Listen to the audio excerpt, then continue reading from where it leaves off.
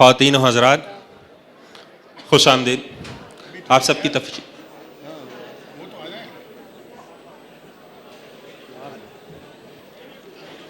तशरीफ़ आवरी का बहुत शुक्रिया।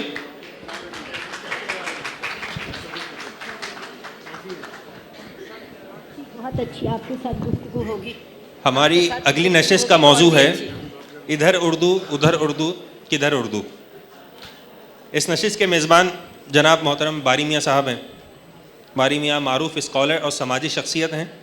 आप हसरत मोहानी मेमोरियल सोसाइटी के सदर हैं। कराची के अदबी हलकों में सरगर्म हैं। मेरी गुजारिश है कि सेशन के दौरान अपने मोबाइल फ़ोन साइलेंट मोड पर रखें और ख़ामोशी इख्तियार करें ताकि हम सब शुरका मौजूद मेहमानों की गुफ्तगू से महजूज हो सकें। शुक्रिया जनाब बारी साहब। सबसे पहले तो मैं आप लोगों का खुश आमदीद कहता हूँ कि आप लोग यहाँ तशरीफ़ लाए, रहमत गवारा की, और हमारे दो जो पैनलिस्ट हैं। लेकिन चूँकि बात उर्दू की है, इंतज़ार साहब के ज़िक्र के बग़ैर आज मुनासिब नहीं होगा। वो चाहते थे कि उनका सोग नाम मनाया जाए, लेकिन उनकी याद तो हम कर सकते हैं। बक़ौल अल्लामा इक़बाल के कि जो बादा कश थे पुराने वो उठते जाते हैं, कहीं से आबे बक़ाए दवाम ला साकी। तो मैं दुआ करता हूँ अल्लाह ताला उनको जवार रहमत में जगह अता फरमाए। मैं हमारे साथ जो दो पैनलिस्ट हैं उसमें सैयद आरिफा सैयदा ज़हरा साहिबा,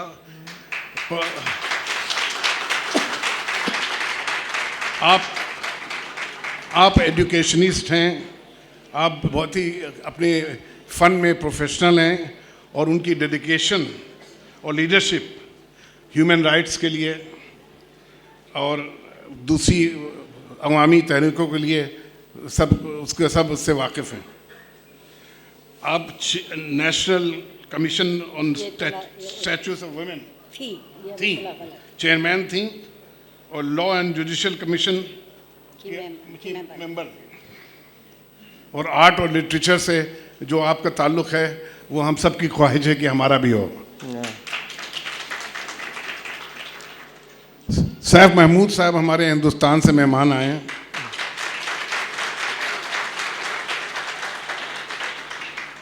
आप वहाँ आपने शुरू किया एक organisation South Asian Alliance for Literature, और आर्ट और कल्चर के बड़े मद्दाह, हामी और मददगार हैं।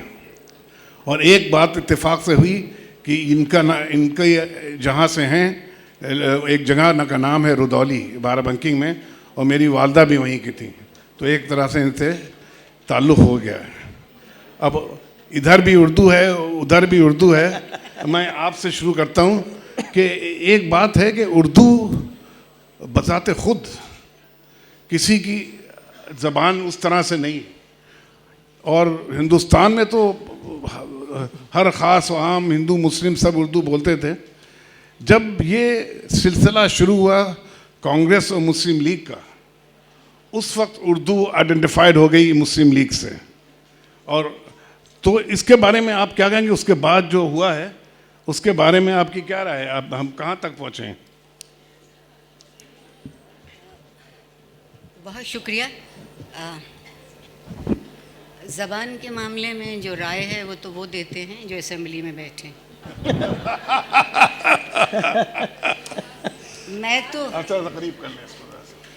मैं तो सिर्फ ज़बान की मामूली तालिब इल्म भी नहीं हूँ, ज़िंदगी की एक मामूली तालिब इल्म हूँ, और ज़िंदगी को एक इजहार चाहिए, इसलिए इस ज़बान से मुझे बहुत दिलचस्पी है। वाह। उर्दू का मामला बहुत अजीब है, और जिस किसी ने भी इसका खून करना चाहा है सो बहुत सौ के हाथों पर निकलेगा इसका खून, इधर भी उधर भी। और सवाल यह है कि किधर उर्दू।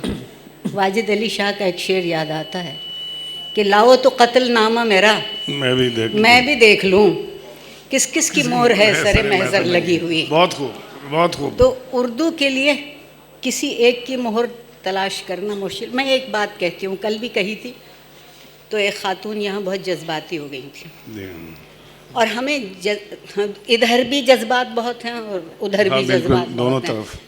दोनों तरफ आग बराबर लगी हुई है। बराबर, बल्कि मज़ीद तेल छिड़कते रहते हैं।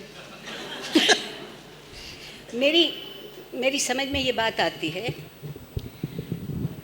कि उर्दू एक हिसाब से इंतहाई अमीर ज़बान, इंतहाई अमीर ज़बान, कभी नहीं झिझकती किसी नई चीज़ से, कभी नहीं घबराती किसी पुरानी चीज़ को आगे लेके चलने के लिए।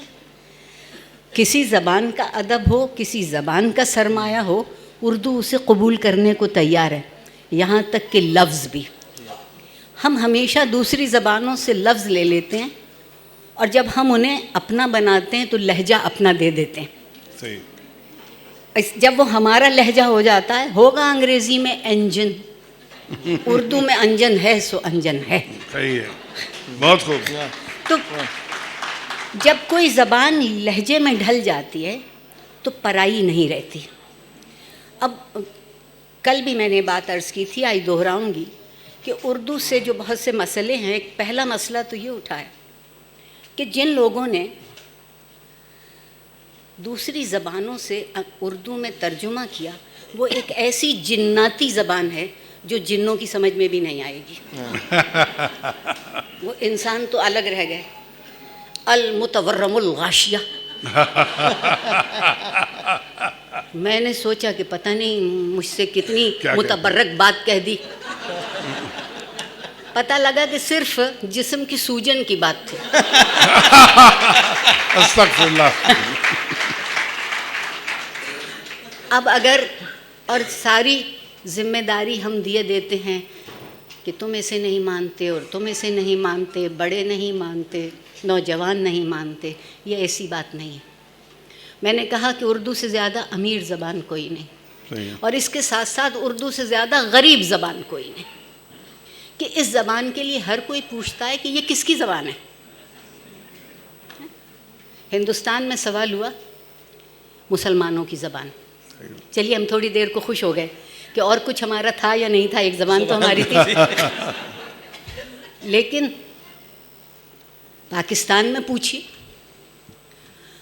तो लोग कहते हैं उर्दू हमारी ज़बान तो नहीं, हमारी ज़बान तो कुछ और है। हम तो सिंधी बोलते हैं, हम पंजाबी बोलते हैं, हम बलूची बोलते हैं, हम पश्तो बोलते हैं। और नवाब अकबर बुख्ती के बकौल कि मैं 7000 साल से बलोची और सिर्फ 1500 बरस से मुसलमान हूँ, माशाअल्लाह। तो मैं इसको कैसे मान लूँ?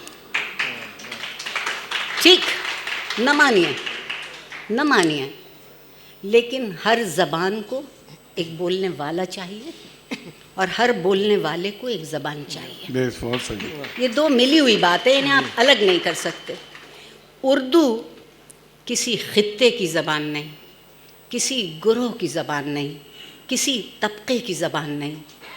उर्दू सिर्फ वाहिद एक चीज़ की ज़बान है कि कुछ तुम बढ़ो, कुछ हम बढ़े। तब उर्दू का फ़ासला तय हुआ। मैं मुग़लों की आली ज़रफ़ी की बहुत कायल हूँ और ये बात मुसलसल कहती हूँ कि वो ख़ुद ढेरों ज़बानें बोलते आए थे, अरबी, फ़ारसी, तुर्की, चीनी। कौन सी ज़बान थी जो मुग़ल नहीं बोलते थे? मगर जब वो हिंदुस्तान पहुँचे तो ठिठक के खड़े हुए, और उनके ठिठकने में ये था कि अगर हम ये ज़बान बोलते रहे तो यहाँ के लोगों से हमारी शनासाई नहीं होगी, हम इनमें कभी नहीं मिल पाएंगे। और उन्होंने उनसे कहा कुछ आप आगे बढ़िए, कुछ हम आगे बढ़ते हैं। 135 लहजे थे जब मुग़ल हिंदुस्तान आते हैं, और उन्होंने एक लहजा इख्तियार किया जिसे उर्दू कहा। एक और लुत्फ़ की बात शुरू हुई कि उर्दू तुर्की ज़बान का लफ्ज़ है, और उर्दू में को तुर्की में लश्कर के लिए इस्तेमाल करते हैं। मेरी हाथ बांध के उन लोगों से गुजारिश है कि फ़ौजें ज़बानें बिगाड़ती हैं, ज़बान बनाती नहीं। बहुत कुछ बिगाड़ती हैं, सिर्फ ज़बानी नहीं, बहुत कुछ बिगाड़ती हैं। हाँ, वो तो खैर उस बिगाड़ के लिए तो हम उन्हें दावत देते हैं। उस बिगाड़ के लिए तो हम उन्हें दावत देते हैं। अब वो ज़बान जो राब्ते की ज़बान बन रही हो, वो ज़बान जो दिल की दिल से बात कहने की बन रही हो, वो ज़बान अजनबियत कैसे पैदा करेगी। और एक अजीब बात, मैंने सोचा था कि दीन के लिए यकीन चाहिए, मैंने सोचा था कि दीन के लिए अमल चाहिए। अपनी उम्र के झुटपुटे में आके पता चला है कि दीन के लिए एक ज़बान चाहिए। दीन की कोई ज़बान नहीं होती, सही फरमाया। दीन का यकीन होता है। कर लीजिए तो है, नहीं कीजिए तो नहीं है। मोहब्बत और यकीन की यही दो अच्छी बातें हैं, उसमें अगर मगर नहीं होती, या होता है या नहीं होता, फैसला एक तरफ। हमने दोनों चीज़ों को दुबदे में डाला है, मोहब्बत को भी और यकीन को भी। अल्हम्दुलिल्लाह डॉक्टर महमूद, आपकी इत्तला के लिए अर्ज़ करूं कि अब पाकिस्तान में मुसलमान बहुत कम है। शुक्र है अल्हम्दुलिल्लाह। अल्हम्दुलिल्लाह। हम सब काफिर हैं एक दूसरे के लिए। तो अब हमें आपके देश से कुफ्र का कोई शिकवा नहीं रहा, बहुत खूब। क्योंकि हमने ज़बान को इस्तेमाल किया है फतवे देने के लिए। वाह, हमने ज़बान को इस्तेमाल नहीं किया मोहब्बत की बोली बोलने के लिए। हर कोई ये कह के खड़ा हो जाता है कि साहब आप उर्दू, कल यहाँ एक बहुत मोहतरम साहब ने, आपकी इत्तला के लिए अर्ज़ करूँगी, ये कहा कि जो हमारी इलाक़ाई ज़बानें और जो बहुत सच कहा, वो हज़ारों बरस पुरानी हैं, उनकी जड़ें ज़मीन में पैवस्त हैं, और उन ज़बानों से न शर्मिंदगी है, न खिफ़त है, न नदामत है, न उन्हें हम अपनी ज़िंदगी से हटाना चाहते हैं, क्योंकि उन ज़बानों में इत्र से ज़्यादा मिट्टी की खुशबू है, और उस मिट्टी की खुशबू से कौन अपने आप को अलहदा करना चाहेगा। सवाल पैदा ये हुआ कि अच्छा, तो आपने ये क्यों कह दिया। लेकिन एक बात से, उर्दू की अगर मैं सारी मुद्दत उम्र की जमा कर लूँ तो 700 बरस से ज़्यादा नहीं ठहरेगी, बहुत पीछे भी ले जाऊँ। जी हाँ, बिल्कुल। 700 बरस में जितना ज़ख़ीरा इस ज़बान के पास है किसी भी इल्म का, वो हज़ारों बरस पुरानी ज़बानों में वो ज़ख़ीरा नहीं हुआ। उसकी हमारी अपनी ज़िम्मेदारी है। हमने वो ज़बानें सिर्फ़ बोलने के लिए इस्तेमाल की, तहरीर के लिए नहीं की। और अगर तहरीर हुई भी है कहीं, तो वो सिर्फ़ तसव्वुफ़ और तबलीग़ दीन के लिए हुई, इसके अलावा कोई दूसरा मौजू उसका नहीं हुआ। हमने महदूद कर दिया। उर्दू लामहदूद रही। मैं इंशाअल्लाह बाकी अगर आपने गुंजाइश दी तो बात करूँगी। आखिरी बात ये कहना चाहती हूँ कि हमारी बेहिसी, हमारी बेइल्मी और हमारा अपने तहज़ीब से बाखबर होने का जो गुनाह है, उस सब का बोझ हमने उर्दू पर रख दिया है।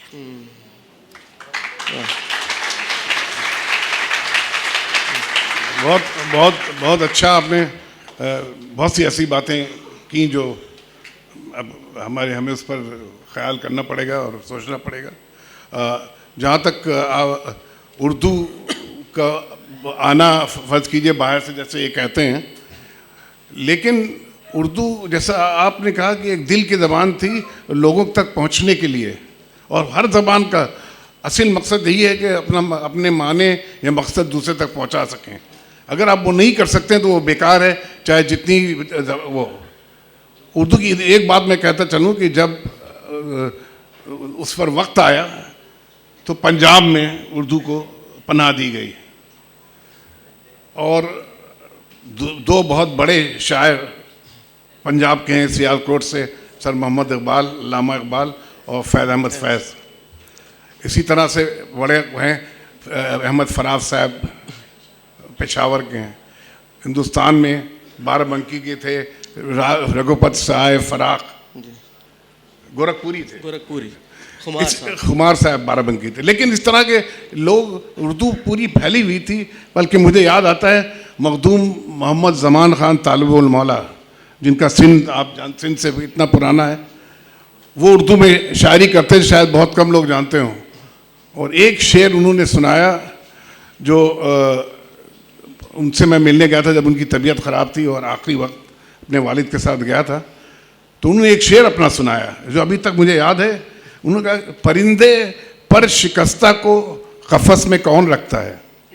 ये सिंध के देहातों में रहने वाले परिंदे पर शिकस्ता को कफस में कफस में कौन रखता है, असीरी जब भी आई है बफैज़े बालों पर आई। सीरी जब भी आई है वो फैज़े बाल।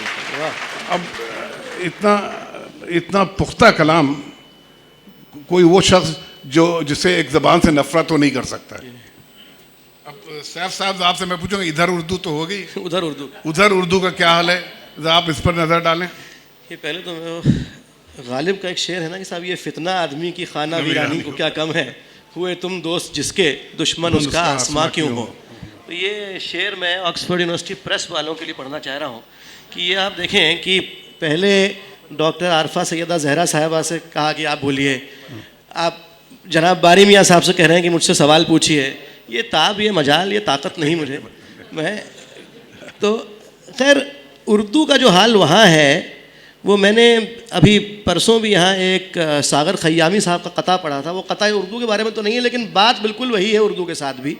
दिल्ली में एक बार साहब 1 महीने के लिए जो है गोश्त मिलना बंद हो गया था क्योंकि एबर्टोर बंद हो गया था किसी इन्वायरमेंटल इशू की वजह से। सागर खयामी साहब का कता है कि 1 महीना हो गया है बंद है हम पर मटन, दावतों में खा रहे हैं भिंडियाँ अहले सुखन। 1 महीना हो गया है बंद है हम पर मटन, दावतों में खा रहे हैं भिंडियाँ अहले सुखन, खा के घुइयाँ क्या दिखलाएं शायरी का बाकपन, हो गए पालक का पत्ता नाजुकी से गुलबदन। नफरतों की जंग में देखो तो क्या क्या हो गया, नफरतों की जंग में देखो तो क्या क्या हो गया, सब्जियां हिंदू हुई बकरा मुसलमान हो। साहब यही बात जो है हमारे यहाँ ज़ुबानों के लिए सही है हिंदुस्तान में कि उर्दू को मुसलमानों की ज़ुबान मान लिया गया है, हिंदी को हिंदुओं की ज़ुबान मान लिया गया है। हालांकि ऐसा बिल्कुल नहीं है। नॉर्थ इंडिया में कम अज़ कम और सेंट्रल इंडिया में जो है आम आदमी जिस ज़ुबान में बात करता है वो वही ज़ुबान है जिसमें हम और आप यहाँ इस वक्त गुफ्तगू कर रहे हैं, उर्दू। लेकिन वो मसला दूसरा है हमारे यहाँ। और वो पता नहीं किसका शेर है कि वो जिसे बोलते सब हैं पढ़ता कोई नहीं, जनाब मीर ये कैसी ज़बान छोड़ गए। बोलेंगे आप उर्दू, कोई भी आप हिंदुस्तान नॉर्दर्न इंडिया के आम आदमी की बोलचाल की ज़बान का कोई भी लफ्ज़ उठा के देख लें, मेरे ख्याल से कम अज़ कम 95-99% जो अल्फाज हैं वो उर्दू के हैं। हर चीज़, कुर्सी में सब कुछ। अब मुग़ल आज़म जैसी फ़िल्म, उसका सेंसर सर्टिफिकेट है लेकिन ज़िद ये है कि उसको आप हिंदी कहेंगे। सेंसर सर्टिफिकेट में लिखा हुआ है हिंदी फिल्म। मैंने पूछा साहब, एक सिनेमा पे एक सेशन था, उसमें मैं था एक फेस्टिवल में। मैंने कहा साहब ये डायलॉग है मुग़ल आज़म का कि बाखुदा हम मोहब्बत के दुश्मन नहीं, अपने उसूलों के ग़ुलाम हैं। एक ग़ुलाम की बेबसी पे गौर करोगी तो शायद हमको माफ़ कर सको। अगर ये हिंदी में कहा गया होता तो वो कहते हैं कि भगवान की सौगंध मैं अपने प्रेम का शत्रु नहीं। अरे भैया बताइए कहाँ से हिंदी है? तो सिर्फ इसलिए कि आप उसको जो है वो किसी और स्क्रिप्ट में पढ़ रहे हैं। अभी आपके यहाँ आखिर पंजाबी जो है वो गुरमुखी में नहीं पढ़ी जाती, उर्दू में पर्शियन स्क्रिप्ट में पढ़ी जाती है, तो उसका मतलब वो पंजाबी नहीं रह गई है क्या? तो उर्दू बोल हर आदमी रहा है वहाँ, लेकिन साहब ज़िद ये है कि ये उर्दू नहीं है। और एक बहुत बड़ी बहस वहाँ ये चल रही है कि उर्दू की स्क्रिप्ट क्योंकि लोग नहीं पढ़ पाते हैं, तो इसलिए क्या उर्दू को देवनागरी स्क्रिप्ट में लिख के और लोगों तक पहुँचाया जाए, और हो रहा है ये। लेकिन कई ऐसे जो है वो लोग हैं जो और उर्दूदां जिनको उस पर बहुत सख्त एतराज़ है। वो कहते हैं कि नहीं साहब, अगर तो उर्दू को ज़िंदा रहना है तो वो सिर्फ फ़ारसी या उर्दू स्क्रिप्ट में ही ज़िंदा रहेगी, वरना कोई ज़रूरत नहीं ज़िंदा रहने की। तो ये स्कूलों में हमारे यहाँ उर्दू नहीं पढ़ाई जाती है। ये और एक ये किसी ने कहा था, एक रिपोर्ट में मैंने देखा था, अंग्रेज़ी में लिखा था, it's a stratagem devised to kill the language. अब स्कूलों में अगर आप जो ज़बान नहीं पढ़ाएंगे प्राइमरी लेवल पे, तो उसको पढ़ना जो है, मैंने खुद कभी स्कूल में उर्दू नहीं पढ़ी, मैं घर पे उर्दू पढ़ी, जो भी उर्दू पढ़ी। और लेकिन अब पिछले साल मैंने कल भी ये बात बताई थी जब मैं जहरा आपा को इंटरव्यू कर रहा था कि एक स्कूल है दिल्ली में, बहुत बड़ा, शिक्षांतर उसका नाम है, बहुत ही one of the top most schools of Delhi. उसमें मैंने एक वर्कशॉप दिया टीचर्स और मैनेजमेंट के लिए। उसका टाइटल था the power of Hindustani poetry. तो उसके बाद वहाँ के टीचर्स ने मैनेजमेंट को एक दरख्वास्त दी कि यहाँ आप Urdu as an optional subject पढ़ाएं। अभी मुझे ये पता चला है कि वहाँ उन्होंने बाकायदा उर्दू का टीचर रखा है और उस उर्दू के अलावा जर्मन, फ्रेंच और जापानीज़ भी पढ़ाई जा रही है। लेकिन उससे कहीं ज़्यादा स्टूडेंट्स ने उर्दू के लिए ऑप्ट किया है और उसमें से एक भी स्टूडेंट जो है वो मुसलमान नहीं। एक भी सूर। तो ये कैसे मुसलमानों की ज़बान है साहब? वाह। नहीं, मुसलमानों की ज़बान तो सिर्फ उस वक्त समझी जाती थी जब कांग्रेस और मुस्लिम लीग का झगड़ा था। जिस वक्त पार्टीशन हो गई, मुसलमानों की ज़बान सिंधी भी है, मुसलमानों की ज़बान पंजाबी भी है, बलूची भी है, पश्तो भी है, सराइकी भी है पाकिस्तान में। तो आप ये नहीं कह सकते कि उर्दू मुसलमानों की ज़बान है। नेशनल लैंग्वेज आप कह लें, लेकिन सिंधी जो बोलते हैं वो भी मुसलमान हैं, पंजाबी जो बोलते हैं वो भी मुसलमान। हमारे यहाँ तो नेशनल लैंग्वेज का ही बड़ा मसला है साहब। हमारे कॉन्स्टिट्यूशन में जो है वो 24 नेशनल लैंग्वेजेस जो हैं वो लिखी हुई हैं, 24 नेशनल लैंग्वेजेस लिखी हुई हैं। लेकिन अगर आप देखें तो एक बहुत बड़ा तबका ऐसा है जो इस बात पे इंसिस्ट करता है कि नहीं साहब, हिंदी ही हमारी नेशनल लैंग्वेज। जो ज़बान कर्नाटका में, तमिलनाडु में, केरला में, महाराष्ट्र समझी नहीं जाती है, वैसे ही उस नेशनल लैंग्वेजेस की लिस्ट में उर्दू भी है। उर्दू एकेडमीज़ हैं हमारे यहाँ, हर स्टेट में उर्दू एकेडमीज़ हैं। वो कर क्या रही हैं एक अलग बात है, लेकिन उर्दू एकेडमीज़ तो हैं बहरहाल हर स्टेट में। तो लेकिन एक बात मैं आपको ज़रूर मैं अर्ज़ करूँगा आपसे कि अब पिछले कुछ साल से कम से कम दिल्ली में और उसके आसपास जो नौजवान तबका है, जो इंडियन यूथ है, उसमें एक बहुत ज़बरदस्त ये ख्वाहिश ज़ाहिर हुई की है कि उर्दू का रिवाइवल हो। और वो इसलिए क्योंकि नॉर्थ इंडिया का जो मुग़लिया कल्चर है वो उर्दू से मंसूब है, और लोग जो है वो गालिब और मीर और दिल्ली के जो असातिज़ा हैं, कम से कम at least the 10 classical poets of Delhi, उनको पढ़ने में बहुत ज़्यादा दिलचस्पी ले रहे हैं आजकल। जी हाँ, आजकल ज़्यादा ये और सबसे ज़्यादा फ़ायदा पहुंचता है गज़लों से और गीतों से। उर्दू ज़्यादातर फैलती कोई भी ज़बान, लेकिन जिस तरह उर्दू में शीरीनी है गज़ल की और नज़मों की, वो खुद बसाते खुद लोगों को अपनी तरफ राग़िब करती है। क्या रहा है आपके? मैं डॉक्टर सैफ महमूद ने कुछ अच्छे सवाल उठाए हैं। पहली बात तो ये कि हिंदुस्तान में ये कहा गया कि उर्दू को देवनागरी में लिख दिया जाए तो बात बहुत आसान हो जाएगी। क्या कोई मुहिम ऐसी भी हुई कि तामिल को, कन्नड़ को हिंदी में लिख दिया जाए, देवनागरी में लिख दिया जाए तो बात आसान हो जाएगी? दूसरी बात, हमने उर्दू के लिए भी ये सोच रखा है, और सदके जाइए सचमुच लॉर्ड मैकॉले के, कैसी अच्छी हमारी तरबियत करके गया कि हम उस उसूल से हटते नहीं। 1835 में बैठे हैं अभी तक। कोई उसूल तो है जिस पर हम कायम हैं। उसमें सबसे बड़ी बात ये कि जी उर्दू का रस्मुल ख़त मुश्किल है, अगर इसको रोमन में लिख दिया जाए तो उर्दू सबकी समझ में आ जाएगी। इंडोनेशियन नहीं कहता, मलेशियन नहीं कहते, चाइनीज़ नहीं कहते, जापानीज़ नहीं कहते। ये इस कदर ज़हनी ग़ुलामी बल्कि फ़िक्री ग़ुलामी हम पे क्यों मुसल्लत है? उसकी फ़िक्री ग़ुलामी मुसल्लत है हम पे। बहुत खूब। आज़ाद तो हम आज भी नहीं हुए। अगर हम आज़ाद हैं तो सिर्फ ख़ित्ते के एतबार से। वो जो मेरा हीरो है महबूब, तो मैं जनरल ज़िया-उल हक़ को कहती हूँ।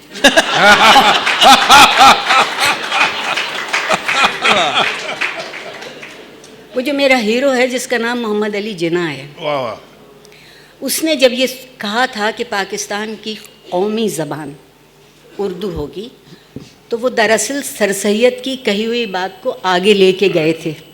मैंने कल भी ये बात कही है कि मुसलमानों की 2 शनाख्त मुकर्रर की गई अपने आप को तहजीबी तौर पर एक दूसरे से अलग करने के लिए। एक शर्त थी ज़बान, दूसरी शर्त था दीन। अच्छा, दीन पर तो खैर अब ये भी तोहफ़ा मेरे महबूब जनरल ज़िया-उल हक़ का है कि उन्होंने दीन को तफरीक़ करना सिखाया कि दीन में टुकड़े कैसे होते हैं। उससे पहले किसी और बात पे हम लड़ते झगड़ते थे, मगर ये सोच के खुश होते थे कि एक मामला ऐसा है जो हमारे दिलों का मरहम बन सकता है। सवाल ये पैदा होता है उर्दू के लिए, जैसा आप कह रहे हैं, जी खुश हो रहा है मेरा ये सुन के कि एक स्कूल है जिसमें तकरीबन 99% से ज़्यादा लोग उर्दू पढ़ने को तैयार हैं। उससे ज़्यादा जी खुश हो रहा है कि उनमें से एक भी मुसलमान नहीं है। अब आप यहाँ पूछेंगे तो यहाँ भी मुसलमान मुश्किल से मिलेगा, क्योंकि हमारे दरमियान दीन ने अब दीवारें खड़ी करनी शुरू की हैं।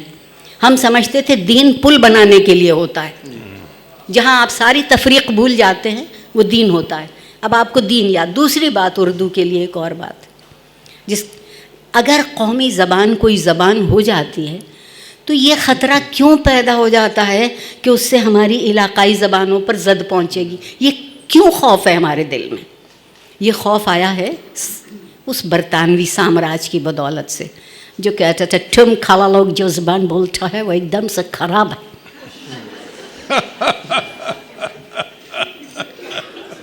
हमने लॉर्ड माउंटबेटन की बात ऐसी दिल से लगा के रखी है। उसने कहा था कि जब मैं जाऊंगा तो यहाँ से गोरे तो जाएंगे, मगर मैं वो छोड़ कर जाऊंगा जो शक्ल में काले मगर रूह में गोरे होंगे। ये लॉर्ड माउंटबेटन का कॉल है। हमने सच कर दिखाया। अच्छा, उनकी सियासत की चालाकी देखिए। वो एक बाकायदा कॉलेज बनाते हैं जहाँ गोरा उर्दू सीखे, जहाँ गोरा हिंदी सीखे, और फिर एक सियासत ये चली कि वही जुमला देवनागरी में लिख दिया तो हिंदी हो गया, और वही जुमला फारसी रस्मुल ख़त में लिख दिया तो वो उर्दू हो गया। आपकी तबीयत कैसी है? देवनागरी में भी यही लिखा है, और आपकी तबीयत कैसी है? फारसी रस्मुल ख़त में भी लिखा है। पता लगा एक हिंदू तबीयत है, एक मुसलमान तबीयत है। तबीयत का कोई इख्तिलाफ नहीं था। पाकिस्तान में उर्दू के साथ हुआ ये कि हमारी सियासत इलाकाई सतह पर चमकी है, और हमें जज्बाती तौर पर आमादा किया जाता है कि हम कौमी सतह पर सोचने से रुक जाएं। कराची में रेंजर नहीं आएंगे, लाहौर में क्यों नहीं जाते? ये मुसलसल मवाजना अखबारों में आप पढ़ते हैं। बिल्कुल, बेहद उम्दा बात है। जहाँ चोरी नहीं हो रही वहाँ भी थानेदार हो, और जहाँ चोरी हो रही है वहाँ भी थानेदार हो, क्योंकि बराबरी इसी का नाम। जब मसावात के ये मानी होते हैं तो ज़बान की कोई हैसियत नहीं रहती। दूसरी एक बात और, उनकी सियासत में एक मुझे माफ़ कर दीजिएगा सैफ साहब ये कहने के लिए कि कहीं एक दर पर्दा छुपा हुआ इंतकाम का पहलू भी है। हमने भी बड़ी ज़्यादती की। 712 से हम आते रहे जाते रहे, और 1526 से हमने कहा कि अब हम नहीं जा रहे, अब यहीं रह जाएंगे। ये 800 बरस हमने आना जाना कर लिया, बहुत हो गया, बहुत हुआ। लेकिन उन 800 बरस में क्या क्या ना हुआ। कुछ और हुआ हो या ना हुआ हो, अमीर खुसरो तो हो गया। वाह वाह, कुछ यही काफ़ी है, यही काफ़ी है। उर्दू के ज़िंदा रहने को यही काफ़ी है। बाप होगा तुर्की, माँ राजपूत आने से थी। उर्दू का मिजाज भी एक तरफ तुर्क की नाजबरदारी है और दूसरी तरफ राजपूताना के रंगों का अंग। आप कहिए अब इन्हें अलग कर दो। आज तक अंग्रेज़ लड़े कहीं किसी से? अंग्रेज़ी ज़बान कहीं लड़ी किसी से? क्या अंग्रेज़ी ज़बान ऐसी शुद्ध थी जैसी वो आज है, या मुसलसल तारीख़ के दौर उसे बदलते रहे? ज़बानों का बदलना एक बात का यकीन होता है कि ज़बान के बोलने वाले बदल रहे हैं, ज़बान की मिजाज की तब्दीली को साथ लेके चल रहे हैं। हम ये तस्लीम करने को तैयार हैं कि न खुद बदलेंगे न किसी और को बदलने देंगे।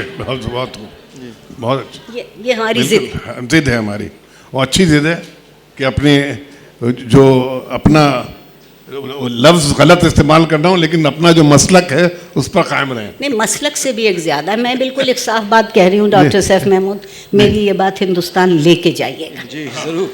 मैं कराची बैठ के कह रही हूँ और कह रही हूँ, मैं हर ज़्यादातर बातें हम लोग हिंदुस्तान में बैठे बैठे भी सुन लेते हैं। मैं ये कहना चाह रही हूँ कि मैं मुसलमान हूँ और मुझे इस पे नाज है, कोई शर्मिंदगी नहीं, ना होना चाहिए। लेकिन मेरा सबसे बड़ा नाज ये है कि मैं जनूबी एशिया का मुसलमान हूँ। जनूबी एशिया के मुसलमान को घुलना मिलना आता है, फ़र्क भूलना आता है।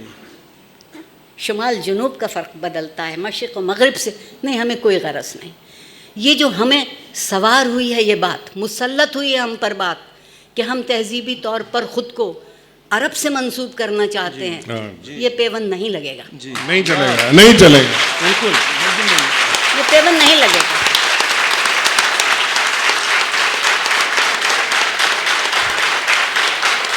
बहुत बिल्कुल, बहुत अच्छा आपने कहा। वो मगर ये आपके महबूब की वजह से हुआ है।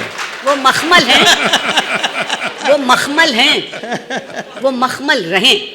हम टाट हैं, हम टाट का पैबंद लगाएंगे।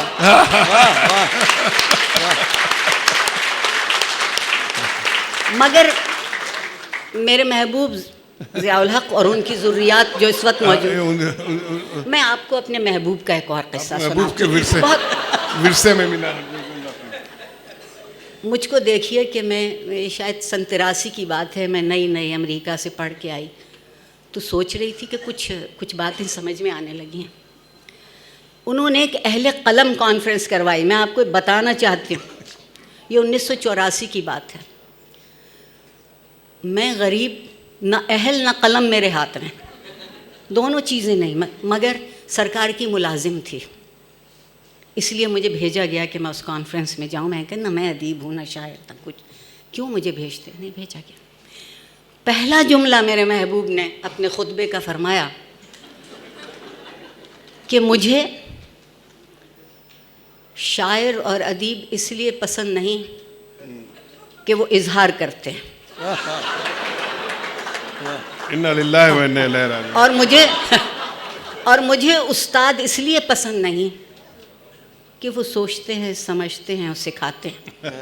अच्छा, ये फिर उनका खुतबा आलिया जारी रहा। आप सोच सकते हैं कि उसकी इल्मी सतह क्या थी।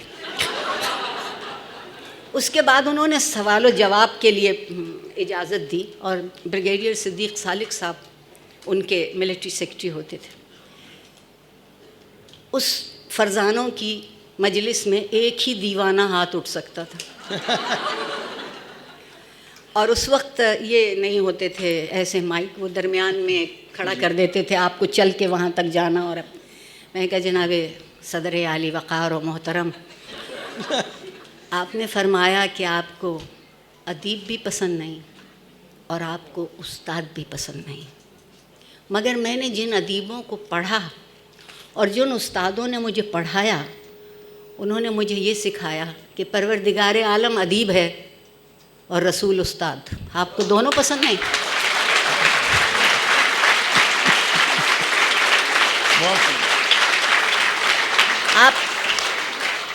आप ये सोचिए कि वो जो हम अक्सर अपने घरों में कहते हैं ना, लाड में बच्चा बिगड़ गया, लाड में बच्चा बिगड़ गया, तो वो इस पूरे मुल्क के मिजाज को बिगाड़ रहे थे अरब से लाड करने के लिए। और उसमें ज़बान जद में आई। हम अच्छे भले कहते थे अल्लाह हाफिज़, अब ये कोई 25-30 बरस होने को आए हैं, खुदा हाफिज हम कहते थे, अब अल्लाह हाफिज, इसका मतलब है हम लोग यहाँ तीरे नीम कश की तरह लगता है। अब जी मुझे तो उससे भी सवाल, मैं तो मुर्गे बिस्मिल की तरह तड़पती हूँ। यानी अल्लाह कोई और है और खुदा कोई और है। मैंने एक मौलाना से कहा कि हुजूर पहला शिरक तो यहीं हो गया कि आप दो को दो अलग समझते हैं। मेरे सामने उसे भगवान कह लीजिए तो भी वही मैं, गॉड कह लीजिए तो भी वही है, महाआत्मा कह लीजिए नियत तो की भी बात वही है, नियत दिल में क्या है। नहीं, मगर अगर दीन की समझ भी लफ्ज़ों तक रह गई और दो मसले तो नहीं रहे जनूब एशिया के, जिसमें मैं आपको शामिल कर रही हूँ आपकी इजाज़त के बगैर। न तहजीब हमारा मसला रहा, ना अखलाक हमारा मसला रहा, हम दोनों से बेखबर हुए। और अखलाक और तहजीब के लिए ज़बान चाहिए होती है, बदज़बानी की कोई ज़बान नहीं होती।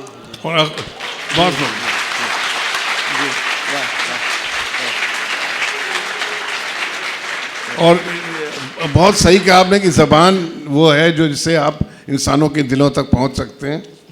और जहाँ तक उर्दू का है, जैसा जोश साहब से मंसूब है कि लहजा मली है कि नमक खार हूँ तेरा, सेहत कलाम में है कि बीमार हूँ तेरा, आज़ाद शहर हूँ कि गिरफ्तार हूँ तेरा, तेरे करम से बज़ में सुखन का इमाम हूँ और शाहों पे खंदाजन हूँ कि तेरा ग़ुलाम हूँ।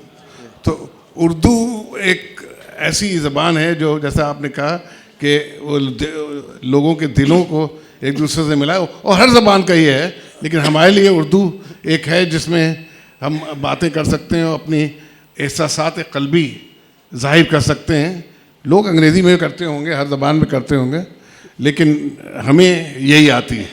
मैं अब पूछूंगा सैफ साहब से कि इनके महबूब का क्या हाल है जो हिंदुस्तान में है। फिर मुझे नरगिसी आंखों का सहारा देता। देखिए साहब, हमारे महबूब तो हिंदुस्तान में कहा है, उनको तो आपने यहाँ दावत दी थी, यहाँ आए थे। वो यही हिंदुस्तान में तो रहते नहीं हैं, हिंदुस्तान में तो रहते नहीं देखिए, हैं। अच्छा महबूब कभी किसी एक जगह नहीं एक जगह रहता। नहीं, सही बात। हमारे आजकल के महबूब का भी यही हाल है। आपने नाम ऐसा लिया कि माइक वाइक सब गिर के बराबर। ये ऊपर से लगा दे इसको। हाँ। किसी के आते ही साकी के ऐसे होश उड़े, शराब सीख पे डाली कबाब शीशे। अब वो शेर को मैं दूसरा तब्दील करके कहता हूँ, उनके आते ही ये क्या हो गई घर की सूरत, अब वो दीवार की सूरत है न दर की सूरत। फैज साहब, हमारे यहाँ तो ये हो रहा है साहब कि वो, अभी मैं किसी से कह रहा था कि वो शुद्धिकरण जिसे कहते हैं हिंदी में, वैसे वो मैंने यहाँ भी देखा है, ऐसे ऐसे उर्दू के अल्फाज लिखे होते हैं बोर्ड्स पे और ऑफिशियल कम्युनिकेशंस में जो रोज़मर्रा की ज़बान में इस्तेमाल नहीं होते हैं। तो हमारे यहाँ ये और ज़्यादा हो गया है साहब। वो उर्दू का गला घोट के अब देश हुआ शुद्ध, अरबाब सुखन बैठ के घुइयाँ छीलें। ये हो रहा है हमारे यहाँ साहब। आप देखें, मैं एक दिन मेरे वालिद जो हैं वो इंडिया में एक कमीशन है, जैसे आपने यहाँ के 2-3 कमीशन बताया, हमारे यहाँ के ज़्यादातर कमीशन पोस्ट ऑफिस हैं। तो एक नेशनल कमीशन फॉर माइनॉरिटीज़ है, उसके चेयरमैन थे। तो एक दिन मैंने फ़ोन उठाया, घर पे फ़ोन आया, तो एक साहब ने फ़ोन किया और पूछा कि क्या मैं महोदय के अतिरिक्त निजी सचिव से बात कर सकता हूँ? चलिए, अतिरिक्त निजी सचिव मुझे फिर भी समझ में आ गया, क्योंकि उनके डेजिग्नेशन में एडिशनल प्राइवेट सेक्रेटरी, तो क्योंकि डेजिग्नेशन में वो हम लोग पढ़ते थे तो उनके सेक्रेटरी कार्ड में लिखा होता था। मैंने कहा जी आप कौन साहब बोल रहे हैं? पता चला कि मैं बहराइच से अल्पसंख्यक कल्याण अधिकारी बोल रहा हूँ। मैंने कहा भाई ज़रा हिंदी में बता दो। तब उनके कुछ बात समझ में आई। तो ये जो संस्कृताइजेशन हो रहा है हिंदुस्तानी ज़बान का, आम ज़बान का जो हम लोग बोलचाल की ज़बान है, उसका जो संस्कृताइजेशन हो रहा है, ये और ज़्यादा इस दौर में बढ़ गया है। लेकिन मुझे एक जो है शिकायत वो उर्दू दानों से भी है। अभी कुछ दिनों पहले की बात है कि एक बहुत ही मुअज़्ज़ज़ शायर कह लीजिए उनको, या लिरिसिस्ट कह लीजिए, वो मैं नाम नहीं लूँगा, वो मेरे वालिद के पास बैठे थे और इत्तेफाकन मैं भी वहीं था। तो कहने लगे उनसे कि प्रोफेसर साहब, मुझे इस बात की बहुत सख्त तकलीफ़ है, बड़ा रंज है कि मेरे बच्चों को उर्दू पढ़नी नहीं आती। तो उन्होंने कहा भाई क्यों नहीं आती आपके बच्चों को उर्दू पढ़नी? कह लेंगे वो असल में वो मेरी पहली बीवी के बच्चे हैं, और जो माँ को ना आती हो ज़ुबान, वो अलग बात है कि दूसरी वाली को भी नहीं आती है, कि माँ को जो ज़ुबान ना आती है वो बच्चों को पढ़ाना बहुत मुश्किल है। खैर वो बात वहाँ ख़त्म हो गई। उसके एक हफ़्ते के बाद वो एक डॉक्टर रक्षंदा जलील की किताब लॉन्च करने के लिए आए, और वो साहब, और उन्होंने आके दिल्ली में एक बहुत बड़े ऑडिटोरियम में ये फरमाया कि भाई मुझे दिल्ली और पंजाब वालों से जो है बहुत सख्त शिकायत यह है कि आप लोगों ने उर्दू का दामन जो है वो झटक दिया है। क्या हो गया भाई, क्या शिकायत है आपको? कह लेंगे आपके बच्चों को उर्दू नहीं आती। और उसके बाद वो साहब जो है उर्दू की कई कमिटीज़ में बैठे हैं, पार्लियामेंट्री कमिटीज़ में, जहाँ की रिपोर्ट्स आ रही हैं कि साहब सरकार ये नहीं कर रही है उर्दू के लिए, और सरकार वो नहीं कर रही है, प्राइमरी लेवल पढ़ा नहीं रही है। अरे भैया, जब आप उर्दू के प्रोफेसरान, उर्दू के शोरा अपने बच्चों को उर्दू नहीं पढ़ाएंगे तो सरकार की क्या गलती है इसके अंदर? ठीक है, ये एक अलग बात है कि आप वहाँ प्राइमरी एजुकेशन नहीं जो है अवेलेबल है, आप तो पढ़ाइए। आप to go and shout from the rooftops कि उर्दू के लिए ये नहीं हो रहा है, वो नहीं हो रहा है। हम लोग खुद क्या कर रहे हैं उर्दू के लिए? कुछ नहीं कर रहे हैं उर्दू के लिए हम लोग, अलावा इसके कि लिटरेचर फेस्टिवल्स में जाके, हर लिटरेचर फेस्टिवल में एक जो है वो फैज़ साहब पे एक जो है सेशन होगा, जहाँ पे कुछ ऐसे लोगों को बुला लिया जाएगा जो फैज़ पढ़ बहुत अच्छा लेते हैं, लेकिन शायद रोमन स्क्रिप्ट में लिखा हुआ, जैसे ये मैं कल लाया हूँ, किसी का लिखा हुआ रोमन स्क्रिप्ट में लिखा हुआ, पढ़ ज़रूर लेते हैं वो लोग फैज़। ये हाल है सर। मैं कल यहाँ एक बहुत अच्छी बात मसूद अशर साहब ने कही थी कि हमें अगर कहीं अपने आप को वाज़े करना है और बात तय करनी है तो वो तालीम की बात होगी। आप देखिए कि आज हम में से हर शख्स सर ऊंचा करके, मुस्कुरा के, आँखों में चमक ला के ये कहता है कि मेरा बच्चा तो एक इंग्लिश मीडियम स्कूल में पढ़ता है। जी। ग्रामर स्कूल में है। ग्रामर में मैं नाम नहीं लेना चाहती, वरना वो उनका इश्तिहार हो जाएगा। अच्छा। मैं उन्हें इतनी अहमियत नहीं देना चाहती। अच्छा। आप देखिए कि ये बात कहाँ से आई। मैं फिर लॉर्ड मैकॉले की तरफ पलटूँ, वो ज़बानों के जद्दे अमजद ठहर गए बड़े सगीर। उन्होंने ये साबित किया था कि हमारे सारा इल्म दानिश जो लिखा हुआ है या नहीं लिखा हुआ है, इल्म सीना से आया है या फ़िक्र की गहराई में कहीं मौजूद है या किताबों में लिखा जा चुका, वो सब बेकार है। और अंग्रेज़ी में लिखी हुई किताबें जो सिर्फ़ एक बुक शेल्फ पर आ सकें, वो सब पर भारी हैं। हमने उनका बात का यकीन कर लिया और हमने यकीन क्या किया कि दानिश को ख़बर के हाथों बेच दिया। जब दानिश बिक जाती है और सिर्फ ख़बर हमारा मकसद रह जाता है, तो फिर हम ख़बरें तो बहुत अच्छी देते हैं, दानिश कहीं से नहीं आती। बहुत खूब। दूसरी बात यह कि आपका तो हमारी समझ में अलमिया आया, जैसे मैंने शुरू किया कि उन्होंने कहा कि अच्छा, ये उर्दू ज़बान से तुम ख़ुद को वाबस्ता करते हो, तो एक बदला लेने की सूरत ये भी है कि हम इससे गुरेज़ां हो जाते हैं। मज़े की बात यह है कि ज़बान एक अजब भूत है, आप उसे छोड़ें वो आपको नहीं छोड़ती। भाई और वो इसलिए कि जिसे आप रिवायत मत कहिए, मैं ये कहती हूँ कि वो ज़िंदगी का तसलसल है, जो बग़ैर जाने, बग़ैर बूझे, शऊर की बात किए बग़ैर कहीं हमारे अंदर से चला आता है। मुझसे कोई अंग्रेज़ी में कहे कि गो टू हेल, मुझे लगता है पता नहीं कहाँ जाने को कह रहा है। मगर जब वो मुझसे कहे कि भाड़ में जाओ, तब मुझे पता चलता है कि मुझे भेजना कहाँ चाह रहे हैं। और उसकी वजह यह है कि हेल से मेरा कोई तहजीबी रिश्ता ही नहीं, कोई ताल्लुक नहीं है। भाड़ से मेरा एक तहजीबी रिश्ता है। वाह वाह। जिस चीज़ से आपका तहजीबी रिश्ता, आप कर लीजिए। जिस वक्त मैं अमेरिका गई और शामत की मारी वहाँ कभी कोफ्ता पका लेती थी, तो वो मुझसे आके कहते थे, हो Arifa, you have cooked meat balls. मेरे जी में आता था कि पूरा वो जो डोंगा है वो उनके चेहरे पे उलट दूँ, कि कोफ्ते और मीट बॉल में बहुत फ़र्क है। मेरे अमरीकी साथी मुझसे आके पूछते थे, आरिफा, जब तुम शाम को खाना पकाती हो और प्याज के तलने की खुशबू आती है, तो जो खुशबू तुम्हारे प्याज के तलने में आती है, जो उसका रंग सुनहरी होता है, वो हमसे क्यों नहीं होता? मैं उनसे कहती थी कि प्याज के इस रंग के लिए 7,000 बरस की तहजीब चाहिए होती है। वाह वाह वाह वाह। वही कोई शायर, शिकागो में कोई शायर साहब थे, वो यही रोना रो रहे थे, लखनऊ के थे, एक ज़ईफ़ आदमी। उन्होंने एक शेर सुनाया कि चमन छूटा तो छूटा था, मज़ाक़े रंग बू छूटा। चमन छूटा तो छूटा था, मज़ाक़े रंग बू छूटा, छुट्टी आदम से जन्नत और हमसे लखनऊ छूटा। वाह वाह वाह वाह। तो जैसा आपने कहा, तहजीब का जो ताल्लुक़ है, ज़बान का जो ताल्लुक़ है, उस तहजीब से बहुत ही करीबी रिश्ता है।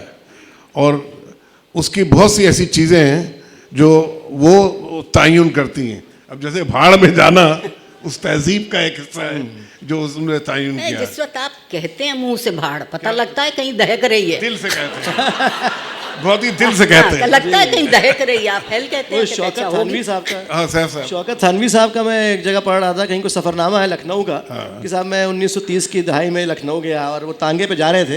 कहना ये चाह रहे हैं कि तांगे वाले ने जो है वो घोड़े को माँ की गाली दे दी। अब ये बात कही कैसे है उन्होंने कि बिल आखिर तांगे की सुस्त रफ्तार से तंग आकर तांगे वाले ने घोड़े को उसकी वालिदा से उसके नाजायज़ ताल्लुकात की याद दहानी कर दी। अब ये किस ज़बान में कहा जा सकता है? नहीं, एक और बात आपने किस ज़बान में कहा जा सकता है? मैं अपना एक लखनऊ का तजुर्बा डॉक्टर सैफ आपके हवाले से एक लखनऊ का तजुर्बा बताऊं।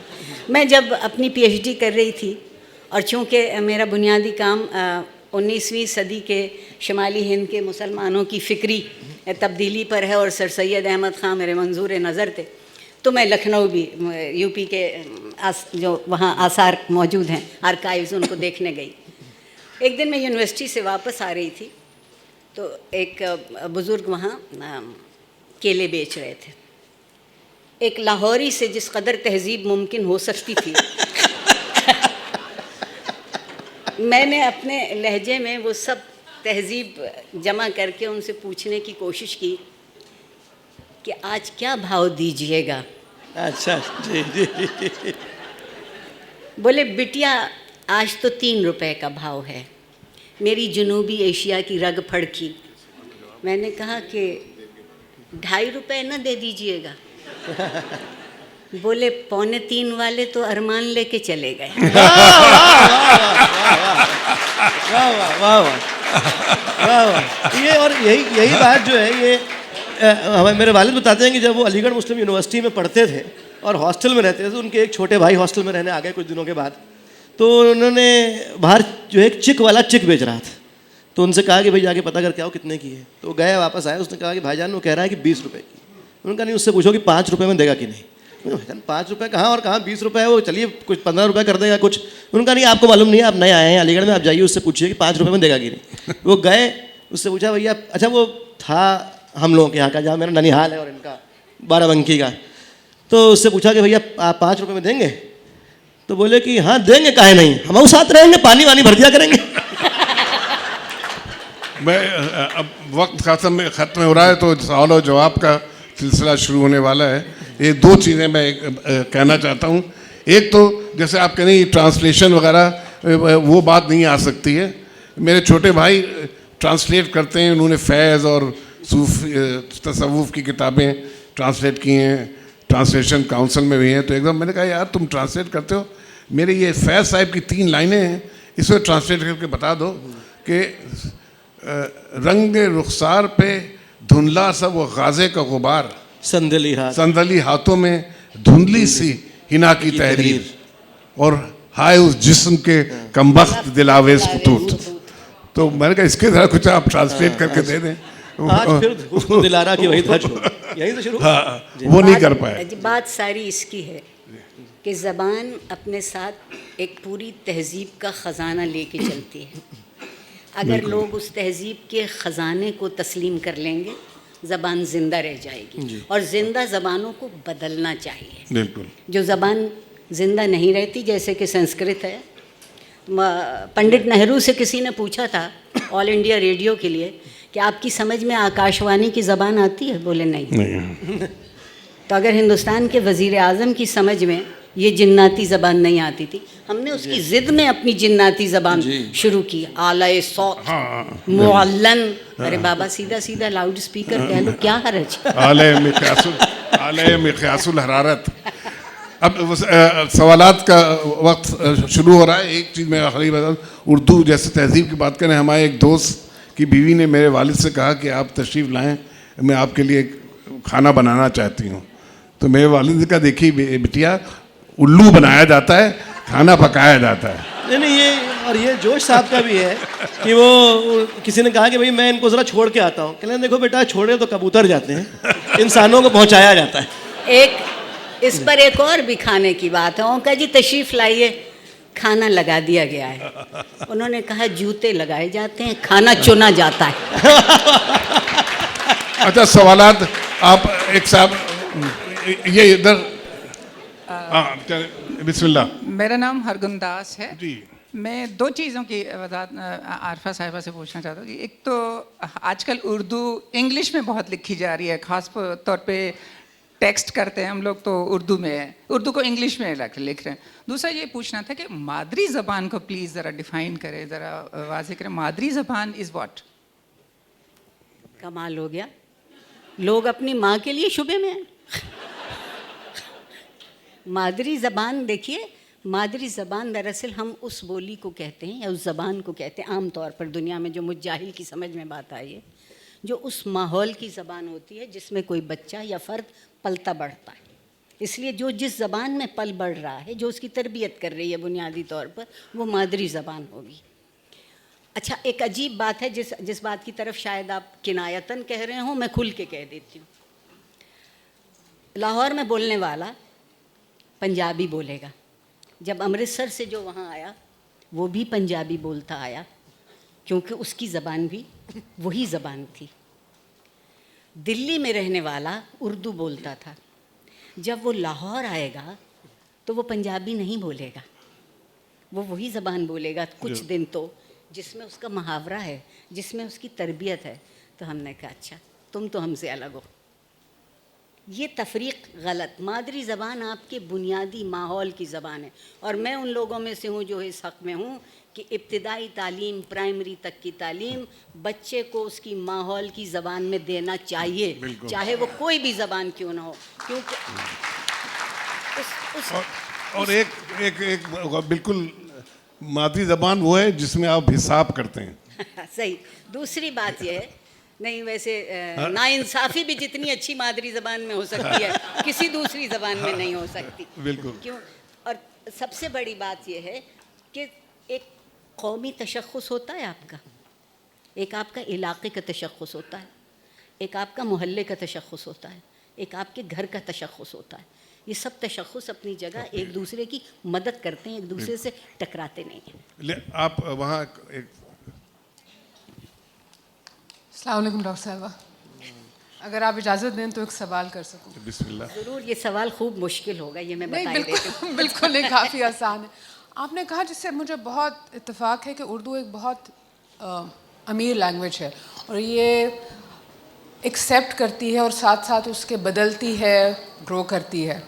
तो अगर हम लोग ग्रो कर ही रहे हैं और एक नया मोड आया है जो जिसमें हम लोग रोमन उर्दू में एक दूसरे को मैसेजेस करते हैं, एक दूसरे को शेर भेजते हैं, तो क्या उर्दू को इससे डरना चाहिए या हमें इसको बुरा कहना चाहिए या एक्सेप्ट करके इसको आगे लेके चलना चाहिए?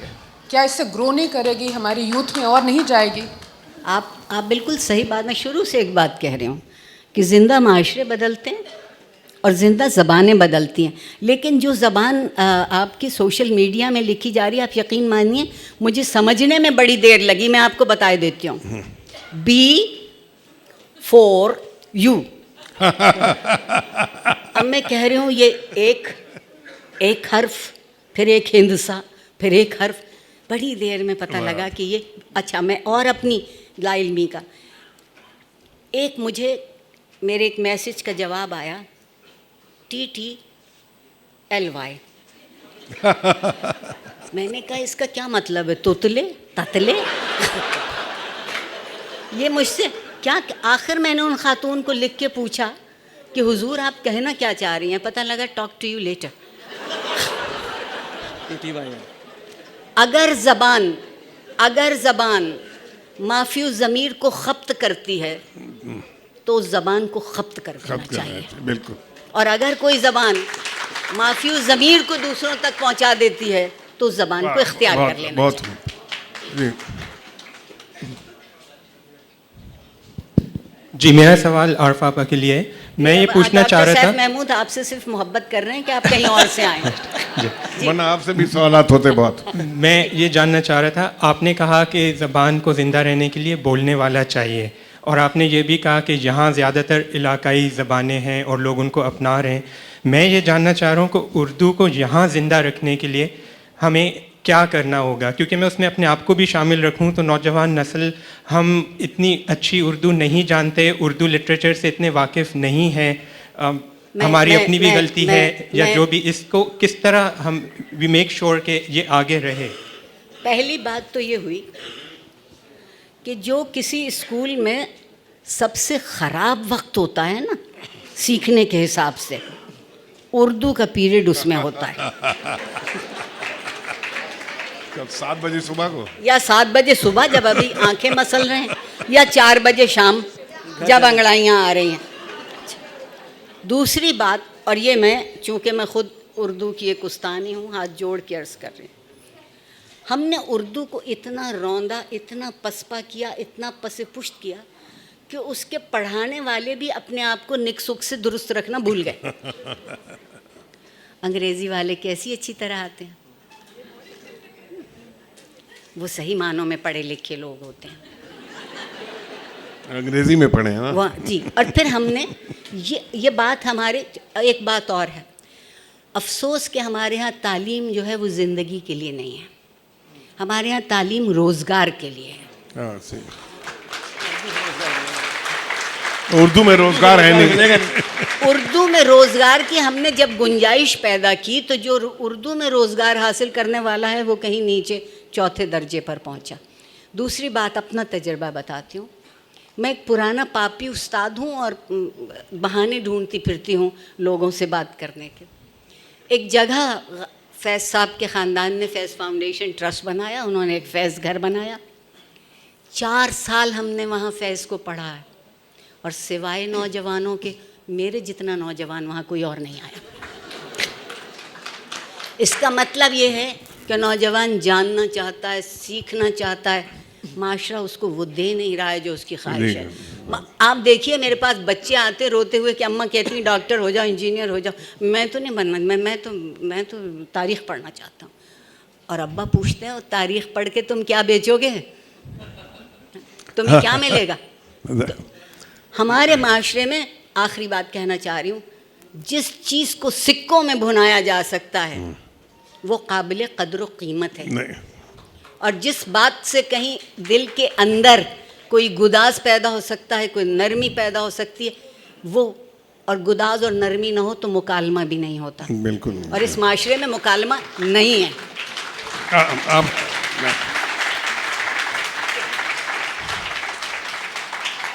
अस्सलाम वालेकुम।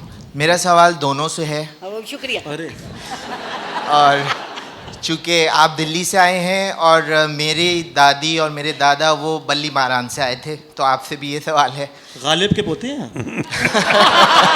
वो रहते बल्ली मारान में थे, अब गालिब से कनेक्शन बल्ली मारान का है, लेकिन मैं तो अपने दादा को जानता हूँ। जी जी।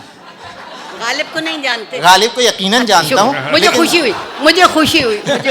ज़ाती तौर पे दादा को जानता अच्छा, हूँ। आपका सवाल भी है जी। चलिए आप गालिब को बस ज़ाती तौर पे जान लीजिए। बात चीज़ों में वो थे। गालिब को ज़ौक से जानता हूँ। अच्छा, सवाल छोटा सा ये है कि हमारी दादी कहा करती थी किवाड़ भेड़ के कुंजी लगा दो, जी जी। और हम अपने बच्चों से कहते हैं कि दरवाज़ा बंद कर दीजिए और लॉक लगा दीजिए। या चाबी लगा दी है। नहीं, शुक्र है आप दरवाज़ा कह लेते हैं, डोर नहीं कहते। नहीं, इतनी उर्दू ज़रूर बोलते हैं ताकि बच्चे भूल ना जाएं, लेकिन किवाड़ भेड़ के कुंजी लगा दो अगर मैं उनसे कहूँगा तो वो मुझे शायद कहे कि आप कहीं मतलब जहनी तौर पे कुछ मामला है आपके साथ। तो बस मेरा सवाल ये है कि चूँकि उर्दू एक तरक्की पसंद ज़बान है, तो क्या हम दरवाज़ा बंद करके लॉक लगा दीजिए अगर हम कह रहे हैं? लॉक की क्या ज़रूरत है, ताला नहीं लग सकता? जी बिल्कुल बिल्कुल कह सकते। या कुफुल कह रहे हैं। नहीं, कुफुल तो ज़रा मुश्किल हो जाएगा, ताला आसान है। ताला। जी बिल्कुल, आप सही कह रही हैं, मैं अपनी तस्हीह करूँगा, लेकिन बस सवाल मेरा ये था कि क्या ये मुमकिन नहीं, है? आप देखिए कि मैं घबरा गई हूँ, बूढ़ी हो गई हूँ। जिसके घर जाती हूँ, पहले एक उम्र में सहेलियों के बच्चे कहते थे बेटा आंटी को ट्विंकल ट्विंकल लिटिल स्टार सुना, और अब खाला को, फुप्पी को, नानी को, दादी को ट्विंकल ट्विंकल लिटिल स्टार सुना। कोई दूसरी नज़्म हमने उन्हें याद कराई? क्यों बच्चों का कसूर है? इसलिए हमने ये सोचा कि हम अंग्रेज़ी बोलेंगे तो एक जगह हमारी कदर व कीमत बढ़ जाएगी। हमने ये ना सोचा कि हम अपनी ज़बान नहीं बोलेंगे तो हम तहजीबी तौर पर मिट जाएंगे, ग़ुलाम के ग़ुलाम रह जाएंगे। अब 2 सवाल हैं, अब यहाँ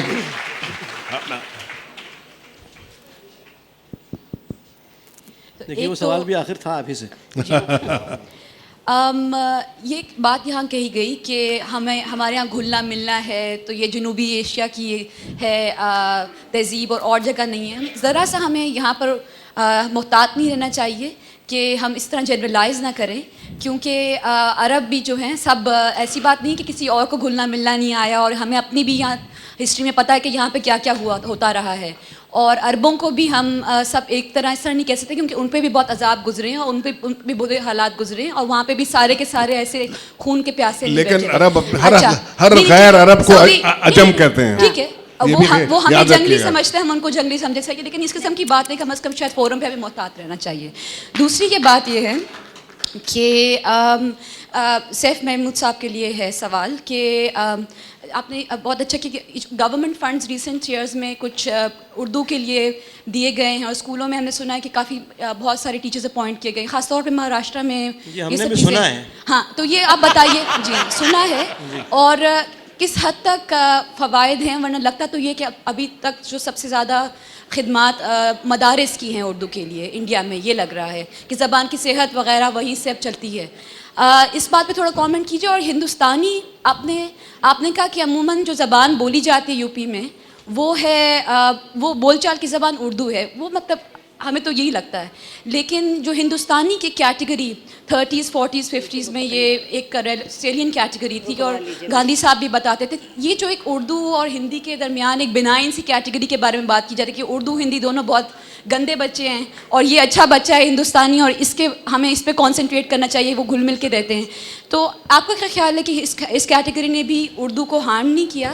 सैफ साहब जी, अली सरदार जाफरी साहब का कथा है कि वो जिसके फैज़ से गालिब हुआ था नगमा सरा, ज़बान वो जिसको दिल्ली की आबरू कहिए, रवानी ऐसी कि गंगा की खाइए कस्में, और जवानी ऐसी कि जन्नत की आबजू कहिए।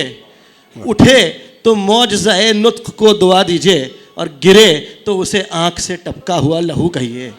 एक सवाल और वक्त है। ये गंगा जमुनी तहजीब जो है हमारी, उर्दू जाहिर है कि उसका सबसे बड़ा सबूत है वो उर्दू ज़बान। मैं इस बारी साहब आपकी इजाज़त से बीबी का एक जवाब जी, गलतफहमी और करना चाहूँ। उर्दू, आपका सवाल ये था कि उर्दू को इससे नुकसान हुआ है कि नहीं। इसके बरक्स उर्दू को इससे कुछ फ़ायदा ही हुआ है। जैसा कि भी आप फरमा रही थी कि ज़बान का ये होना ज़रूरी है कि वो एक इंक्लूसिव ज़बान हो और वो और तहजीबों से भी जो है उनको अपनी ज़बान में इंक्लूड किया जाए। सलमान अख्तर साहब अभी दिल्ली आए हुए थे, इसको कह के मैं ख़त्म करता हूँ। उनका एक शेर है, आप ये देखिए, ये शेर सिर्फ उर्दू में ही कहा जा सकता है क्योंकि इसके अंदर जो अल्फाज इस्तेमाल किए हैं और जो सोशल कॉन्टेक्स्ट इस शेर में है वो उसका उर्दू से कोई ताल्लुक़ नहीं है, लेकिन जिस तरह से उसको इसमें इंक्लूड किया गया है उससे ये बात तय हो जाती है कि उर्दू से ज़्यादा इंक्लूसिव ज़बान और कोई नहीं है। उस गज़ल उनकी है जिसके में रदीफ़ काफ़िया ये आता है, नई मजबूरियाँ कई मजबूरियाँ, कि इतना कब आज़ाद है जो चाहे कर ले जब कहो, इतना कब आज़ाद है जो चाहे कर ले जब कहो, दिल के दशरथ को मिली हैं के कई मजबूरियाँ।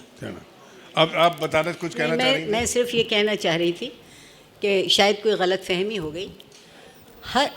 एक तो जनूबी एशिया की तहज़ीब दुनिया की कदीम तरीन तहज़ीबों में से एक तहज़ीब है। सही है। ये बात मान लीजिए कि आप इस लिहाज से बेहद अमीर हैं। इतना रचा बसा माजी किसी और को नहीं मिला आसानी से। बिल्कुल। दूसरी गुजारिश ये है कि अगर मुझे ये मिट्टी अच्छी नहीं लगेगी तो शायद किसी दूसरी मिट्टी में मेरा पैवंद भी नहीं लगेगा। बहुत खूब, बहुत खूब। बस एक सवाल और है, एक सवाल आप कर जी। मैं यहाँ से मैं बहुत दूर बैठी हुई हूँ। अरे खड़े होकर सवाल पूछूं? अच्छा, मैं खड़ी हो जाती हूँ। देख तो लें आपको। मैं पूरे सेशन में बहुत पीछे बैठी हुई थी, मुझे वो साहब नहीं नज़र आए जिन्होंने अभी बल्ली मारा का जिक्र किया है, और उन्होंने ये शिकायत की या उनका जो भी अपना एक नज़रिया था कि बच्चे से वो ये नहीं कह सकते कि किवाड़ लगा के कुंजी लगा दें। क्यों नहीं कह सकते? अगर बचपन से वो तरबियत उसकी कर रहे हैं और यही ज़बान बोलेंगे तो बच्चा किवाड़ और कुंजी समझेगा। दूसरी बात ये कि अगर स्कूल में जब वो स्कूल जाएगा और उसको वहाँ पे दरवाज़ा बताया जाएगा, या उसके बच्चे जो होंगे साथ के पढ़ने वाले वो कहेंगे कि जी डोर लॉक कर दो और की लगा दो, तो ये आप फिर भी जारी रखिए अपनी कोशिश और बच्चे से वही ज़बान बोलें जो आपकी अपनी ज़बान है, उसमें फ़ख्र महसूस कीजिए। मुझे मैं राइटर का नाम नहीं ले सकती, बहुत बड़ी राइटर हैं वो, उन्होंने एक डायलॉग लिख के भेजा कि बेगम साहिबा, मतलब वो मुलाजिम के लिए ये डायलॉग है और वो राइटर बहुत मशहूर हैं हमारी, कि बेगम साहिबा 5 o'clock हो गए हैं, बेबी के एप्पल खाने का टाइम है। तो मैंने डायरेक्टर साहब से कहा, मैंने वो बीच में रोक के बोला, मैंने कहा डायरेक्टर साहब ये बच्ची 5 बजे सेब भी तो खा सकती है। तो इसमें कौन सी ऐसी चीज़ थी जो नहीं समझ में आएगी हमारी आवाम को, और वो राइटर लिख के भेज रही हैं कि 5 o'clock हो गए, बेबी के एप्पल खाने का टाइम है। तो ये हमारे मेरे ख्याल से मिला जुला सभी का कसूर है कि हमारी आवाम इस चीज़ को एक्सेप्ट करते चले जा रहे हैं और लोग एक्सेप्ट कर रहे हैं। हाँ, और उसको एप्पल ग्रैनी स्मिथ होगा शायद, इसलिए अंग्रेजी। अब वक्त ख़त्म हो गया हमारा।